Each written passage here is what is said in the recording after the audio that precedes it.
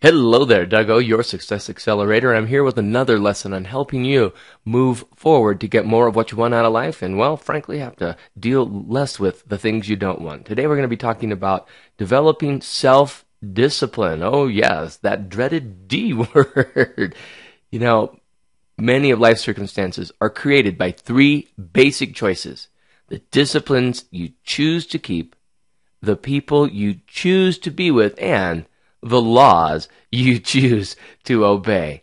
And so really, life is all about the choices you make. And we're going to talk about some of those disciplines today. Now, I know a lot of folks don't like the word discipline because they think of being told what to do, being enforced obedience by someone else. And of course, most people don't like that, even when we know it's for our own good. Well, there's another description of that word: orderly or prescribed conduct or a pattern of behavior. And, that's where I'm going to be moving you towards today. Self-control is really what we're talking about. It's that restraint that you exercise over your own impulses, your own emotions, your own desires, where you harness all of your own energy to move you towards what you want, or don't. Remember, self-discipline is remembering what you want. So what I'd like you to start doing, and we're going to start doing some simple things to help you develop your self-discipline as you plan out your schedule or activities, and throughout your day, ask, what's my why? Why am I doing this? What is that vision that I have moving me towards? Is it strong enough to pull me towards it? And therefore, is it strong enough to get me off my butt to do the things I know I need to do and the things I want to do? And focus in on what it is that you're moving toward, or for some of you, what are you moving away from for everything you do? For example, many people that want to become an entrepreneur, to start creating wealth and income and time and freedom from themselves, focus on getting out of a job situation that they no longer care to be in, and that is a very good thing for them to focus on, what they don't want.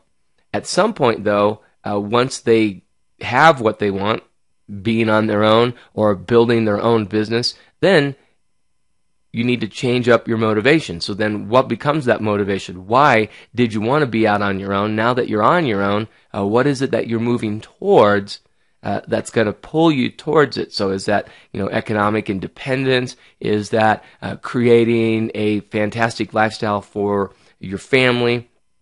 Whatever that is, focus in on what you're moving towards or moving away from in everything that you do. And that'll help you develop that self-discipline as well. So let's start small, shall we? Just start scheduling small tasks, things that are very easy for you to do. Nothing that's going to take more than 15 minutes. And schedule one for yourself in the morning, and then schedule another one at night. So this might be doing research on your competition. This could be, for example, putting together a quick email or designing a marketing flyer. Whatever it is, schedule some small task. It's going to take about 15 minutes in the morning and one at night. Then here's the key. Even if you've got some extra time and you could get started early, wait until the time that you set it gets here. It's very important that you do that. And then when that time gets here, do it. Whatever it takes, just go do that small task. Because what you're doing is developing a habit, all right? You want to stick with this for at least 2 months. And here's the secret. By focusing on just starting the task, you're going to help yourself learn to avoid procrastination. So start small with those small tasks. And then let routine work for you. Set specific times for specific tasks. So, as a business owner, as an entrepreneur, as an investor, there are certain things that you have to do. And what's best for you to do is let the routine of life work for you. Some of you get into these routines that aren't moving you forward, that aren't producing the things that you're looking for, like coming home, popping a beer, going in, getting on Facebook, answering emails, and then going and watching the Simpson reruns. All right. There are other routines: coming home right away and going to the office on certain days, doing certain tasks in your office that will help you move forward. Avoid impulses, all right? Stick to your schedule. The focus here is, again, on creating this habit of allocating your time to do specific tasks. And here's an awesome thing that if you haven't learned this by now, you learn and you develop habits through what we call the power of association. So what you can do is you can associate your new habit with an old one. So for example, let's say you're a coffee drinker. Well, take that time, write out and prioritize your tasks for the day as you enjoy that first cup of coffee. You're linking something you already have a habit of with with a new one. And for example, maybe you watch TV or listen to music before you go to bed. So just turn down the volume, write out and prioritize your tomorrow's tasks during that time. Use the power of association to associate your new habit with an old one. And remember, encourage yourself to persist. If you slip, hey, look, there's no harm, there's no foul. It happens to everyone. Just take a break. Do not beat yourself down.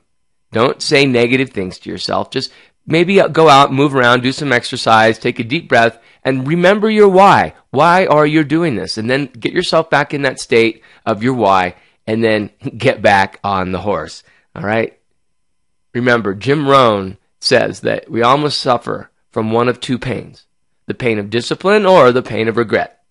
The difference is discipline weighs ounces while regret weighs tons. So, ladies and gentlemen, the choice is yours. Will you have discipline or will you have regrets? This is Doug O, and I want to tell you that I am so excited that you are listening and implementing these things in your life, and I'm here to help, whatever that may be. Let me know, and I'll be talking to you real soon.